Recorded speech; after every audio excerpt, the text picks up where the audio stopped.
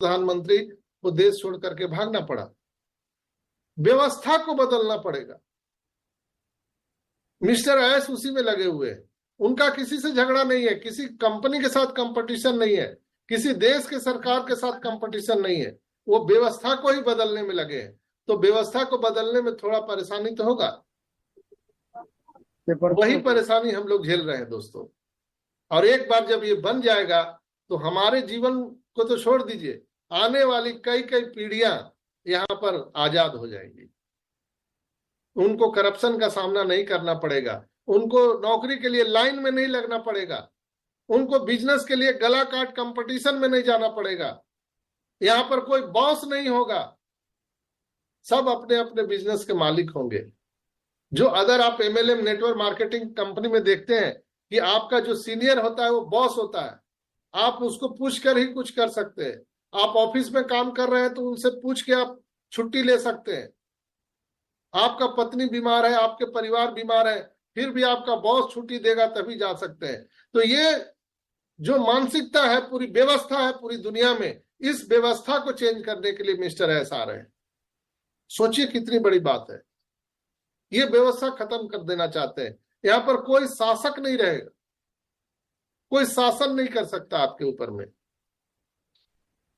समान रूप से शिक्षा, समान रूप से चिकित्सा और समान रूप से धन का वितरण, ये तीन चीज मिस्टर एस पूरी दुनिया के लिए करना चाह रहे हैं, पूरे मानव जाति के लिए करना चाह रहे हैं। तो समय तो लगेगा ना, क्योंकि पहले से जो सड़ी गली व्यवस्था है, लोग नहीं चाहते हैं कि उनका चोरी, जो चोरी करते थे वो बंद हो जाए। तो बदल रही है तो लोग तो परेशान होंगे, वो चाहेंगे कि ये व्यवस्था ना आए।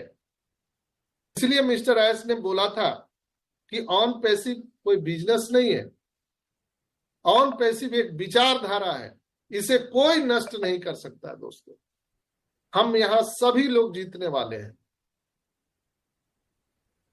लोग बोलते हैं इतना लेट हो गया, इतना ये हो गया, वो हो गया, इसलिए मैं बोल रहा हूं आपको कि ऑन पैसिव को समझिए।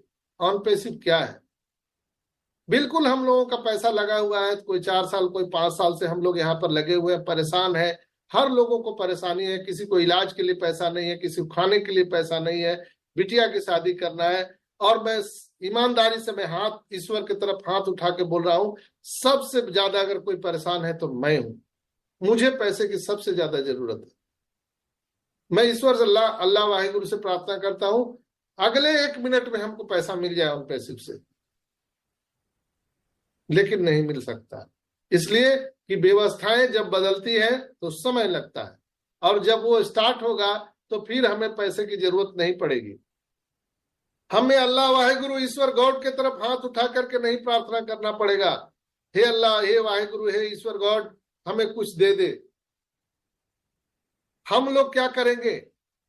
सिर्फ ब्लेसिंग का काम करने वाले। अल्लाह वाहिगुरु ईश्वर गॉड हम लोगों के हाथ से पूरे मानव जाति का कल्याण कराना चाह रहा है। वो लोग जो मस्जिद के बाहर में खड़े रहते हैं, गरीब मजबूर, हम उनको मदद करने वाले हैं।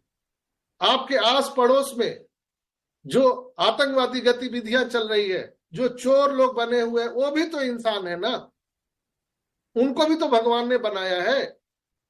लेकिन उनका विचार कैसे बदल गया? आपका विचार क्यों नहीं बदला? हमारा विचार क्यों नहीं बदला? ये पूरी व्यवस्था को चेंज करने आ रहे हैं मिस्टर एस।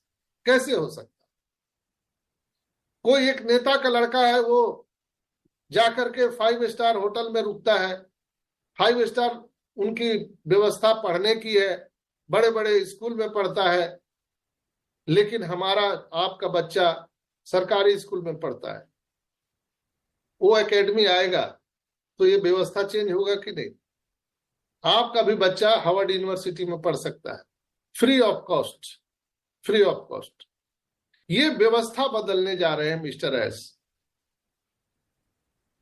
तो लोगों को परेशानी हो रहा है, इसलिए मिस्टर एस ने कहा कि ऑन पैसिव एक विचार है, एक विचारधारा है, कोई बिजनेस नहीं है कि आप उसको नष्ट कर देंगे। कई लोग बोलते हैं बहुत सारे लोग इसको लूट लिए, बर्बाद कर दिए, ये हो गया वो हो गया। किसको आप लूटेंगे?